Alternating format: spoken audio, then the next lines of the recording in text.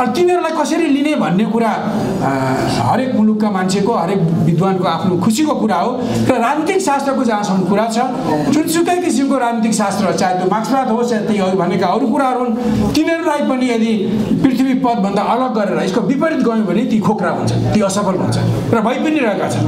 त्यस कारण यो चिन्तन आउनु पर्यो ज्ञान बुद्धिमा। जब हाम्रो ज्ञान बुद्धि चाहिँ हाम्रा ऋषिमुनिहरूका ज्ञान बुद्धि विश्वभरि जाउन् भन्छु भने अरू मुलुकका पनि त ऋषिमुनिहरूले ल्याएका ज्ञान बुद्धि त हामीले लिनु पर्यो नि त, हामीले पढ्नु पर्यो सिक्नु पर्यो। त्यो ज्ञान बुद्धिमा संकीर्णता अप्नाउनु हुन्न मेरो अनुरोध छ होइन। अब कसरी लिनुहुन्छ यहाँहरूको कुरा हो। त्यसकारण यो मैले बुझिन्छ यो पृथ्वी पद मार्क्सवाद विरोधी छैन, न त मार्क्सवाद यो पृथ्वी पदको विरोध हुन सक्छ। त्यस्तै अरूहरूको पनि त्यही कुरा हो। म यतापट्टि धेरै लामो भन्न चाहन्न। त यस्तो भएकोले यो अत्यन्त महत्त्वपूर्ण आजको गोष्ठी छ। यसले पृथ्वी पदलाई अझ गहिरो गरी बुझ्ने र अरू सिद्धान्तहरू लागू गर्दा पनि पृथ्वी पद अनुरूप छ कि छैन भनेर दाँजेर हेर्ने हामीमा क्षमता पलाओस्, त्यो ज्ञान पलाओस् हामीमा होइन। र राजनीतिकको क्षेत्रमा पृथ्वी पद विपरीतका कुराहरू त्यसको अर्थनीति, त्यसको सुरक्षा नीति, त्यसको प्रशासन नीति, त्यसको आत्मनिर्भर तमाम कुराहरूमा यससँग मेल नखाने कुराहरूलाई छोड्दै मेल खाने कुराहरूलाई लिएर अगाडि बढ्नुपर्ने हुन्छ। अब यति भनिसकेपछि मैले थोरै अलिकति यो आन्दोलनको बारेमा कुरा गरौँ। हुन त हाम्रो धेरै साथीहरूले पनि भन्नुभयो, बालकृष्णजीले पनि भन्नुभयो अरू सबै कुरा छोडौँ, अलि हामी एकजुट हुन जरुरी छ। एकजुट हौँ एक हिसाबले भन्ने कुरा एकदम ठिक हो, एकजुट हुनु पर्यो। तर बुझ्नु पर्यो के छ भने हिजोको 46 सालको परिवर्तन भन्दा यो जनता लडेर गए। अब विदेशमा बसेर सशस्त्र आन्दोलन गरेर परिवर्तन खोज्ने भन्दा अहिलेको परिवर्तन धेरै जटिल छ। र यो जटिल परिवर्तनमा यी सबै जटिलतालाई छिचोलेर कस्तो किसिमको परिवर्तन हो भन्ने चित्र त देखाउन सकिँदैन भने तपाईँहरू जुन आन्दोलन राजासहितको डेमोक्रेसी भनेर जुन तपाईँ भन्नुहुन्छ यसको राजासहितको डेमोक्रेसीका विभिन्न पक्षहरूमा मूर्त रूपले तपाईँहरूले एजेन्डालाई तयार गर्नुहुन्न भने तपाईँ हामीहरू बुझ्ने मान्छेहरू त ढुकै हौँला, तर आम जनसाधारणले बुझेका हुन्नन्।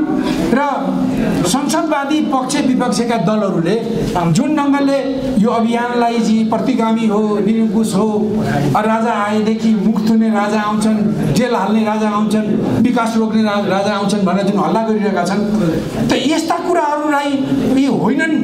मलाई लाग्छ तपाईँहरूका कुराहरू सुन्दा, तपाईँहरूका के लेखनहरू पढ्दा मलाई लाग्छ तपाईँहरूले त्यस्तो राजा खोजेको होइन मलाई लाग्छ।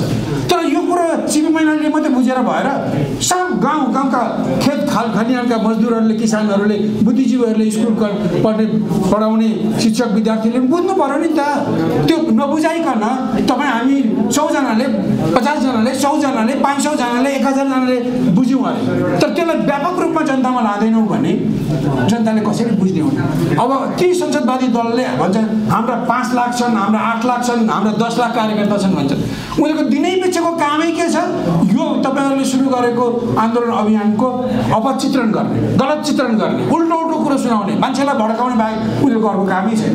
अनि तपाईँहरू जो अभियान गर्दै हुनुहुन्छ तपाईँहरूले चाहिँ यो जटिल आन्दोलनका यी जटिल सवालहरूमा तपाईँको कुरा के हो भन्ने ठोस रूपले लेखेर जानुहुन्न भने त जनतामा पुर्याउनु हुन्न भने हेर्नुहोस् तपाईँ हामी जति यो आन्दोलनको पक्षमा छौँ त्यसमा थोरै मान्छे त बढ्दै जान्छन्, तर अफिसियल ढङ्गले वात्तै मान्छे बढ्ने स्थिति हुँदैन। त्यही कारण मैले लामो नभनी के भन्नुहुन्छ भने अहिलेको प्रश्न के छ भने अब अहिले राजासहितको डेमोक्रेसी भनेर तपाईँहरूले आवाज उठाइरहेको बेलामा मुख्य कुरा राजामा फोकस भएको छ। त्यही कारण तपाईँहरूले भनेको राजा कस्तो, हामीले विगतमा पनि विभिन्न खाले राजाहरूलाई हामीले भोगेका छौँ। अब आउने राजा कस्तो, अनि हामीले 7 सालदेखि डेमोक्रेसी पनि भोगेका छौँ।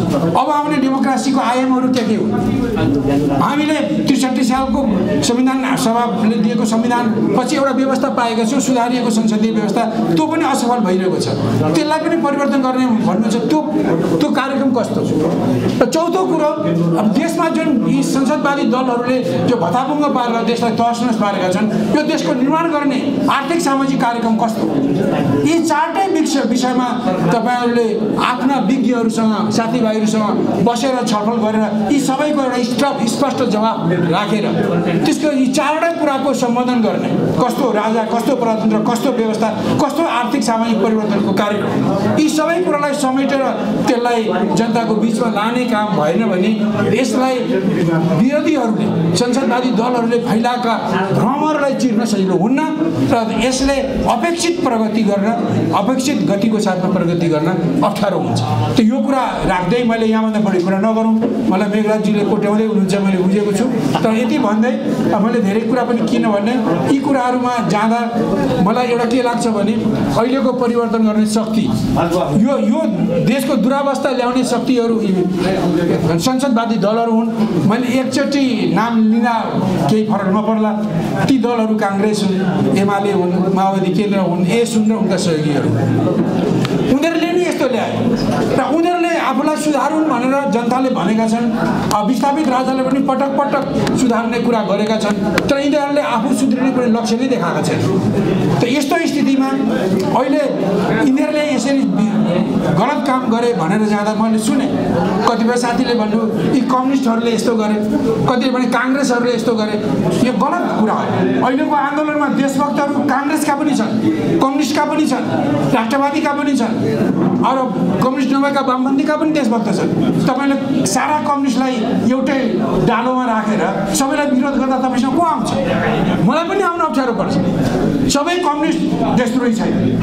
देशलाई माया गर्ने कम्युनिस्ट छन्, देशलाई माया गर्ने वामपन्थी छन्, देशलाई माया गर्ने काङ्ग्रेस अथवा डेमोक्रेट्सहरू छन्, देशलाई माया गर्ने राष्ट्रवादी छन्, देशलाई माया गर्ने स्वतन्त्र मान्छेहरू छन्। तपाईँको भाषा शब्दले मान्छेलाई तान्छ कि ठेल्छ भन्ने कुरो बुझिन्छ।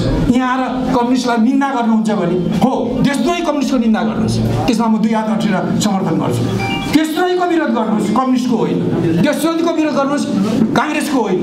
देशद्रोहीको विरोध गर्नुहोस्, राष्ट्रवादीको होइन। जो देशद्रोही छन् ती सबै मुर्दाबाद।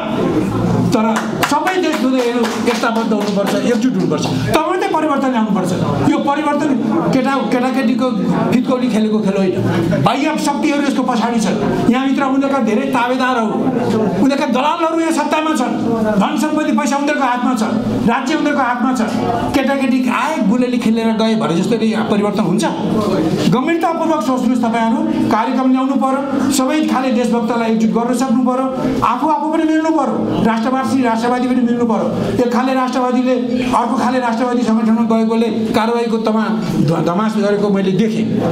योले हामीलाई स्वर्ग पुर्याउँछ, नरक पुर्याउँछ आदि इत्यादि धेरै प्रश्नहरू छन्। त्यसकारण मेरो अनुरोध छ कि अहिले परिवर्तन गर्ने शक्ति भनेको नेपाली जनता हो, त्यसमा पनि देशभक्त नेपालीहरू, सबै विचारका देशभक्त नेपालीहरू मिल्न सक्यौँ भने मात्रै अहिले यी संसदवादी दलहरूले देशलाई जुन बर्बाद पारिरहेका छन्, हाम्रो स्वतन्त्रता सार्वभौमिकता अखण्डतालाई बिक्री गरिरहेका छन्, गरिबी महँगी बेरोजगारी भ्रष्टाचार तमाम बढाइरहेका छन्, विदेश पलायन बढाइरहेका छन्, व्यथितै आइरहेको छ, देश भनौँ न विनाशको डिलमा पुगेको छ। यो अवस्थाबाट देशलाई जोगाउने हो भने सबै देशभक्तहरू एकगठ हुनुपर्छ। त्यही कारण हाम्रो हरेक शब्द, हरेक विचार, हाम्रो हरेक लेख चाहिँ सबैलाई जोड्ने खाले हुनु पर्यो, फोड्ने खाले होइन। यो ढङ्गले हामीले गयौँ भने मात्रै देशमा वाञ्छित परिवर्तन ल्याउन सक्छौँ। त्यो सकिन्छ, तर सबभन्दा पहिले कार्यक्रम ल्याउँ। त्यसपछि कसरी मैले लास्टमा भने त्यसपछि पनि हरेक चिजको आफ्नो मेलो हुन्छ। खेती गर्नु पर्यो भने पनि खेती गर्ने पनि एउटा मेसोबाट सुरु गर्छ। त्यस्तै आन्दोलन गर्नु पर्ने आन्दोलनको पनि एउटा मेलो हुन्छ। कसरी सुरु गर्ने, कसरी मध्यममा पुर्याउने, कसरी उत्कर्षमा जाने भन्ने हुन्छ। मैले लामो व्याख्या गर्दिनँ। अब सबभन्दा उत्कर्षमा गर्ने कुरा चाहिँ प्रारम्भमै गरौँ भने के फरक? प्रारम्भमा गर्ने कुरा उत्कर्षमा गरौँ भने के होला? त्यही कारण आन्दोलनको विकासको नियम के हो मैले पढाउनु पर्दैन। म पनि आन्दोलनको एउटा मान्छे हो, मसँग केही अनुभव होला। अब तपाईँहरू राष्ट्र संस्थाको पक्षमा लागेर राष्ट्रवादी भएका साथीहरू जो जोडिनु भएको छ, तपाईँहरूसँग पनि अनुभव होला, होइन त म भन्दिनँ। तर म धेरै देखिरहेको छु, काङ्ग्रेसका पनि धेरै मान्छेहरू यो आन्दोलनको पक्षमा देखेको छु। तर त्यहाँ तपाईँहरू राष्ट्रवादीको कुनै सम्पर्क छैन। उनीहरूले मसँग भन्छन् उहाँहरू एक्लै लड्छन्, के गर्छन् खोइ सल्लाह पनि हुन्न भन्छन्। त्यस्तै अरूको पनि छ। ए बाबा कसरी जाने, कुन ढङ्गले जाने भन्ने विषयमा त सबैले सबैको कुरा गरे हुन्छ। पृथ्वीनारायण शाहलाई मान्ने, विशेष नगरजीको सल्लाह लिने राजालाई नेता मान्ने, अनि आफू चाहिँ अरू कसैको कुरै नसुन्ने, यो पृथ्वी पथ हो।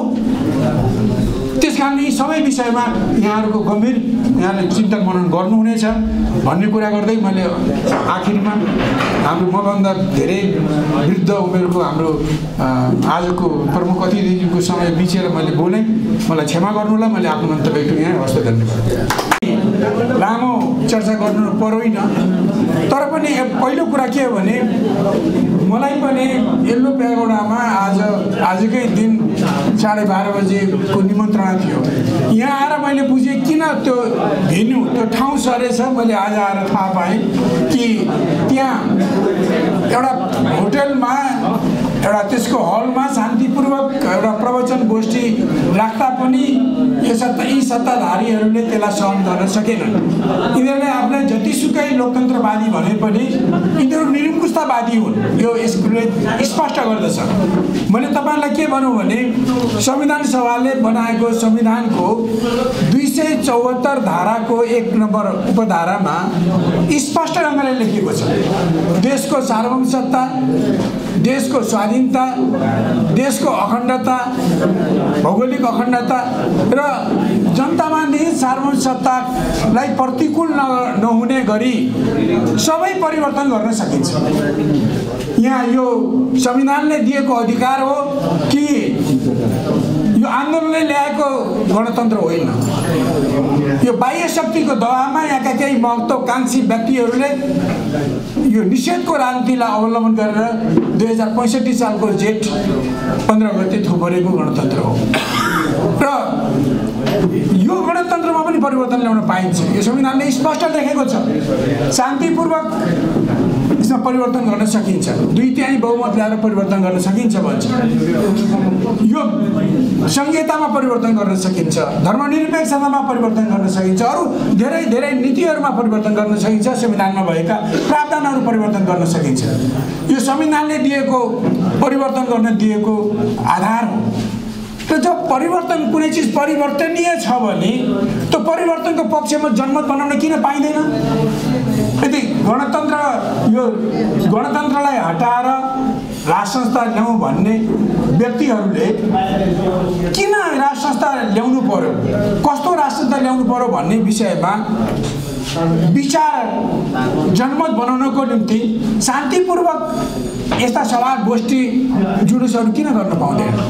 अरू सबै विषयहरू त्यस्तै नै हुन्। संविधानले लेखेका अधिकारलाई प्रयोग गर्न, शान्तिपूर्वक प्रयोग गर्न खोज्दा जुन ढङ्गले त्यहाँ दर्शाइयो, यहाँ आउँदाखेरि पनि यहाँ आयोजकलाई पनि दर्शाइयो र पछि धेरै अलिक खरो कुरा गरेपछि मात्रै उनीहरूले यहाँ यो गर्न दिएका छन्। यो अत्यन्त निन्दनीय कुरा हो। यही सन्दर्भमा म के भन्छु भने गएको चैत 15 गते अब यो अहिले देशमा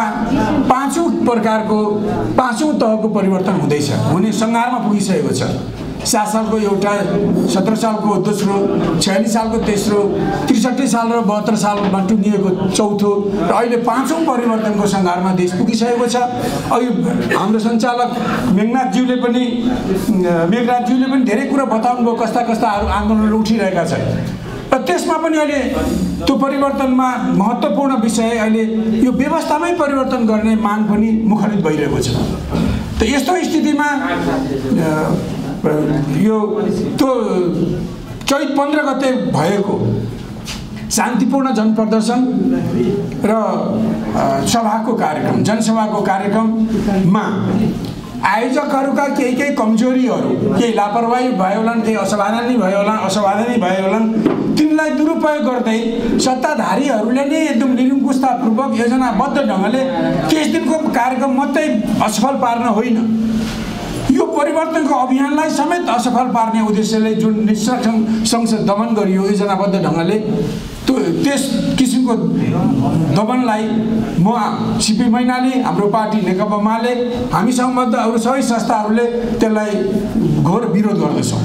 र हामी के माग गर्दछौँ भने यदि सत्ताधारीहरूले मैले अघि लगाएको आरोप होइन भन्ने उनीहरूलाई हिम्मत छ भने उनले उच्च स्तरीय न्यायिक नागरिक छानबिन आयोग बनाउन् र त्यो गडबडीमा त्यहाँ भएका हत्या हिंसाहरूमा को संलग्न थिए, सरकारको कति भूमिका थियो, कति त्यहाँ भिजिलान्तेहरू फसाइएका थिए, कति गैर तत्त्वहरू प्रवेश भएर त्यो दुर्घटना हुन गएको थियो, त्यसको छानबिन गर्ने एउटा आयोग बनाउँ, न्यायिक नागरिकहरूको उच्च स्तरीय आयोग बनाऊ र त्यो आयोगले रिपोर्ट दिएपछि मात्रै कसैमाथि पनि मुद्दा चलाउन सकिन्छ। त्यो आयोग पनि नबनाउने, उनीहरूले आफ्नो सरकारको हुकुम तामिल गर्ने कर्मचारीहरू, चाहे तिनीहरू न्याय क्षेत्रका हुन्, चाहे तिनीहरू सुरक्षा क्षेत्रका हुन्, चाहे उनीहरू नागरिक समाजका हुन्, त्यस्तोलाई लिएर मात्रै केही गरेर पनि हुँदैन। यो उच्च स्तरीय न्यायिक छानबिन आयोग बन्नुपर्छ। र हामी पनि के भन्छौँ भने अब त्यो आयोगले दोषी देखाउन नसकिएका सबै आस्थाका बन्दीहरूलाई तुरुन्त रिहा गर्नुपर्छ। यो अहिलेको पहिलो आवाज हो। मलाई लाग्छ यो आवाजलाई अभियानकर्ता साथीहरूले देशका चारै कुरामा पुर्याइरहनु भएको होला। त्यसलाई फोकस गरेर अहिले जानु अहिलेको तात्कालिक जिम्मेदारी हो, आवश्यकता हो भन्ने म ठान्दछु, पहिलो कुरा।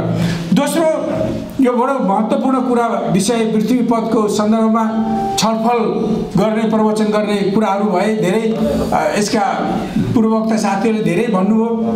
मेरो विचारमा त 2054-55 सालदेखि नै जब पृथ्वीनारायण शाहलाई राष्ट्रिय एकीकरणको नेताको रूपमा, नायकको रूपमा मान्नुपर्छ भन्ने अभियान अब हाम्रो भरत बस्नेतज्यू लगायत अरू धेरै उहाँका साथी सङ्गीहरू जसमा म पनि संलग्न हुन्छु, यी साथीहरूले सुरु गरेर त्यसको अगाडि बढ्ने क्रममै पृथ्वी विचारको लाई योगी नरहरिनाथले 7 सालपछि प्रकाशित गर्नुभएको त्यसलाई जनमानसमा पुर्याउने एउटा नयाँ अभियान सुरु भयो। त्यो नयाँ अभियानमा हामी सबै संलग्न छौँ। तर मैले भन्नै पर्छ कि त्यो अभियान सम्बन्धी एउटा पुस्तिका लेखेर, होइन, पृथ्वी विचार र व्यवहार भन्ने, जसमा यसलाई पृथ्वी पथ भनेर नामाकरण गरिएको छ, त्यो भन्ने पहिले एमालेका तेह्रथुम जिल्लाका सभापति, राजनीतिक कर्मी, पछि उहाँले रातोबाट म पृथ्वी पथमा आएँ भने पनि उहाँ अहिले पनि रातै हुनुहुन्छ। किन पृथ्वी पथ कुनै सेतो र पहेँलो होइन, त्यो राष्ट्रलाई जोगाउने कुरा हाम्रो रातो र चन्द्र सूर्य भने जस्तै त्यो त्यत्तिकै रातो रहन्छ, रातो नै हो।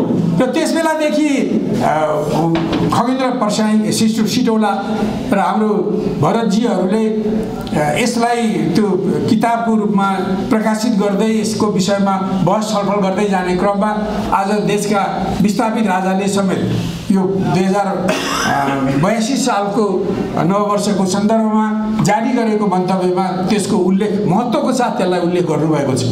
त यसले एक हिसाबले भन्यो भने एउटा यसलाई अरू विभिन्न दलले, व्यक्तिहरूले, नेताहरूले मान्यता दिए पनि देशको राजा भइसकेको व्यक्तिबाट यसलाई रिकगनाइज गर्नु, यसलाई स्वीकार गर्नु र यो वास्तवमा अहिले देशको विकासको निम्ति एउटा महत्त्वपूर्ण विचार हुन सक्छ भनेर प्रस्तुत गर्नु एउटा अत्यन्त महत्त्वपूर्ण कार्य हो, ऐतिहासिक कार्य हो।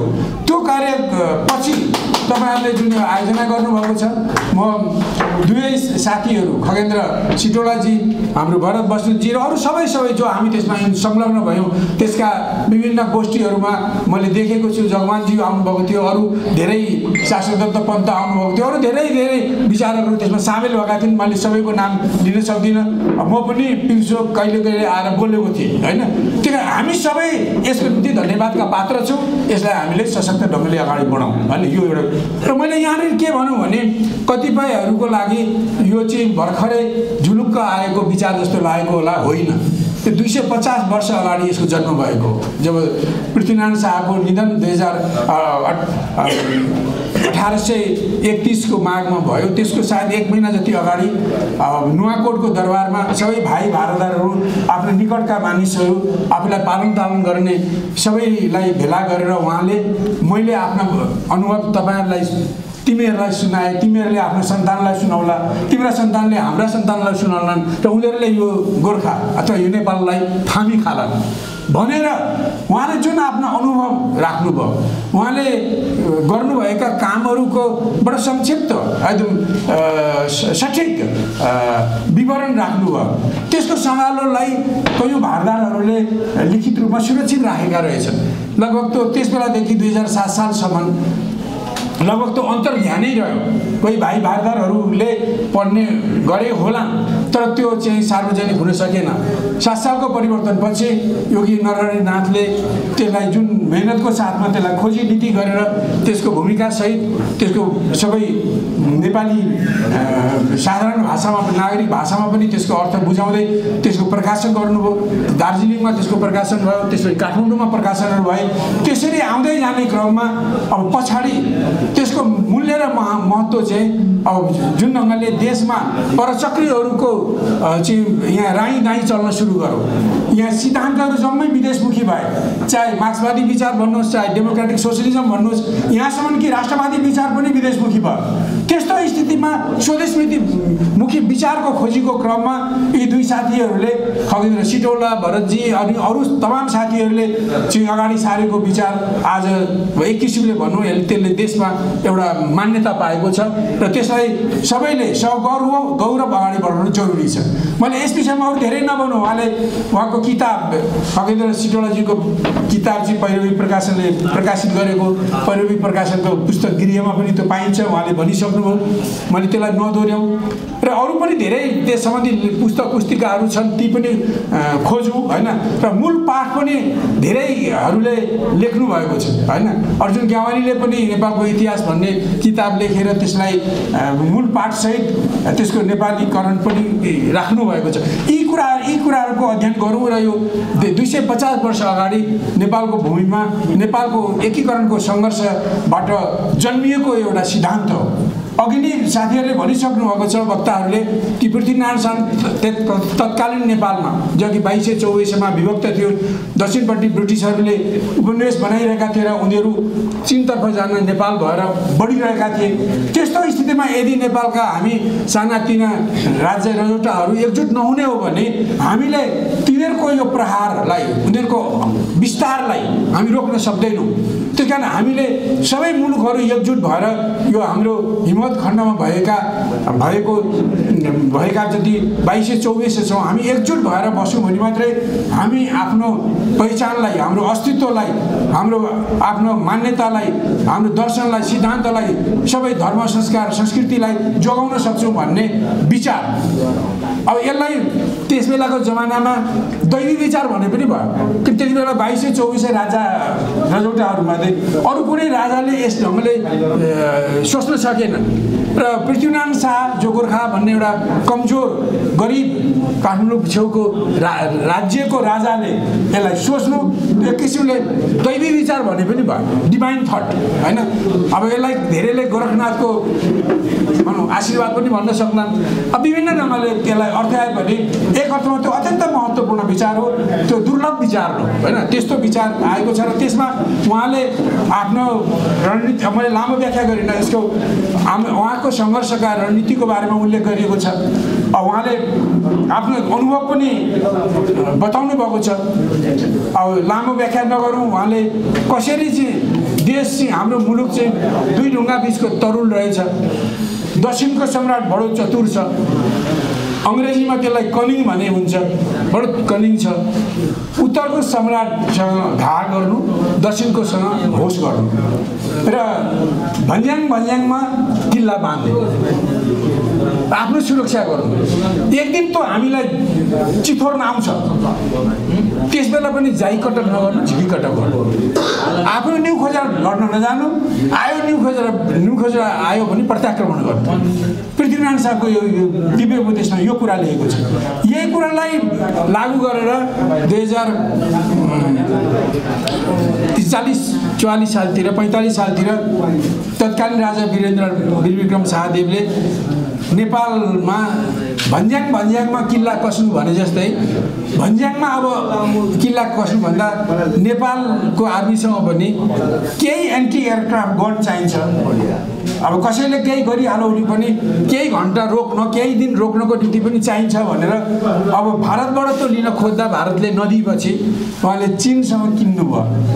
त्यही किने बापत उनीहरूले 45-46 सालमा नाकाबन्दी गरे। यो तपाईँलाई थाहा होला। त पृथ्वीनारायण शाहकै विचार हो जो वीरेन्द्र राजाले लागू गर्नुभयो।